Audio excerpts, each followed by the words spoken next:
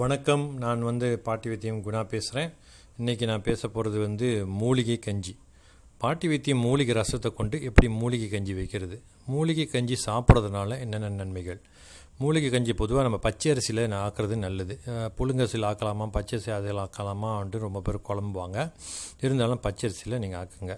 பச்சை அரிசியில் ஆக்கும்போது கொஞ்சம் வெங்காயம், சின்ன வெங்காயத்தை வெட்டி போட்டுங்க. ஒரு வெங்காயமோ 2 வெங்காயமோ வெட்டி போட்டுங்க. மூலிகை ரசம், அதாவது மூலிகை ரசம், பாட்டி வைத்தியம் மூலிகை ரசத்தை 1 டீஸ்பூன் நீங்கள் சேர்த்துக்கலாம். உதாரணத்துக்கு 1 கோல அரிசிக்கு 1 டீஸ்பூன் சேர்த்துக்கலாம். அப்படி எதுவும் கொஞ்சம் பத்தலைன்னா இன்னொரு 1/2 டீஸ்பூன் சேர்த்துக்கலாம்.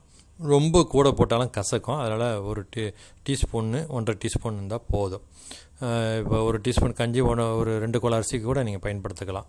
இப்படி சாப்பிட்றதுனால என்ன ஆகும்னா நல்ல வேர்க்கும். பொதுவாக ரொம்ப பேருக்கு இந்த வைரஸ் காய்ச்ச, நெஞ்சு சளி காய்ச்ச, அப்புறம் அடிக்கடி இந்த மாதிரி காய்ச்சல் சம்மந்தமான பிரச்சனைகள் வந்தால் உடனே இந்த மூலிகை கஞ்சியை வச்சு கொடுங்க. ஏன்னா ஒரு வீட்டிலையும் இந்த மூலிகை ரசம் இருந்தால் பல வகையான டிப்ஸ் நான் சொல்ல உங்களுக்கு இந்த ரசத்தை வச்சு கிட்டத்தட்ட 100லேருந்து 300 வைத்தியம் நீங்களே சின்ன குட்டி வைத்தியங்கள் பண்ணிக்கலாம். ஏன்னா ரொம்ப குழப்பமாக இல்லாமல் தெளிவான விஷயங்களை கொடுக்கறதுக்கு தான் இந்த பாட்டி வைத்தியம் இருக்குது.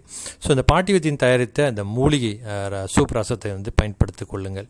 பயன்படுத்தி சோறு கஞ்சி வச்சு சாப்பிட்றதுனால நல்ல வேர்க்கும், நல்ல ரத்த ஓட்டம் ஓடும், நல்ல உடம்பு சுறுசுறுப்பாக இருக்கும். ரொம்ப பேர் இனிப்பு நீர் இந்த மாதிரி பிரச்சனை உள்ளவங்களை பார்த்திங்க அடிக்கடி உட்காந்துக்கிட்டே தூங்குவாங்க. அப்புறம் உட்காந்து அப்படியே அசதியாக இருக்கும். ஸோ ரொம்ப பேர் வேலை செய்கிறவங்க, டாக்ஸி ஓட்டுறவங்க, பார்த்திங்கன்னா லோரி ஓட்டுறவங்க, ஸோ இந்த மாதிரி ரொம்ப ஆஃபீஸில் விடிய வேலை செய்கிறவங்க, ஸோ இந்த மாதிரி மூலிகை கஞ்சி வச்சு கொஞ்சமாக வச்சு குடிக்கிறதுனால ஒன்றும் தவறாக போகிறதில்ல. கஞ்சிகளை குடித்தா ஏதாவது பாதிப்பாகுமா? ஆகாது. நம்ம இயல்பாகவே உடம்பு காய்ச்சியாக இருந்தாவோ இல்லை அம்மை வாத்திருந்தாவோ என்ன செய்வோம், உடம்பு வேறு எதுவும் சாப்பிட பிடிக்காது, கஞ்சி குடிக்கணும் தான் பிடிக்கும். அந்த மாதிரி கஞ்சிகள் வாரத்தில் 1 நாளோ அல்லது வாரத்தில் 2 நாளோ அல்லது மாதத்துக்கு 2 வாட்டியோ நீங்கள் கஞ்சி வச்சு குடிக்கலாம். கஞ்சி வச்சு குடிக்கிறதுனால ஒன்றும் நம்ம ரொம்ப கேவலமாக ஒன்று நினைக்கிறதுக்கு ஒன்றுமே இல்லை. முன்னோரு எஸ்டேட்டில் நம்ம இந்த மாதிரி இருக்கும் போது தோட்டா சுத்திலாம் பார்த்திங்கன்னா நோயாளிகளுக்கு பொதுவாகவே இந்த கஞ்சி தான் கொடுப்பாங்க. அதுக்காக கஞ்சி சாப்பிட்றவங்களாம் நோயாளின்னு நினச்சிக்கிறாதீங்க, தவறாக நினச்சிக்க வேண்டாம். எல்லோரும் கஞ்சி சாப்பிடலாம். தினமும் சாப்பிட்றீங்க, வாரத்தில் 1 நாள் கஞ்சி சாப்பிட்டு பாருங்கள். கஞ்சி சாப்பிட்றதுனால உடம்பு அசதி ரொம்ப லைட்டாக இருக்கும். சில பேர் இந்த பயிற்சிக்கெலாம் செய்வாங்க, உடம்பு முட்டி வலிக்கும், கால்லாம் வலிக்கும். அதனால் இந்த கஞ்சி சாப்பிட்றதுனால, மூலிகை ரசம் பயன்படுத்தி இந்த கஞ்சி சாப்பிட்றதுனால அந்த வலியெல்லாம் கொஞ்சம் கொஞ்சமாக படிப்படியாக நம்மளுக்கு குறையும். நன்றி, வணக்கம்.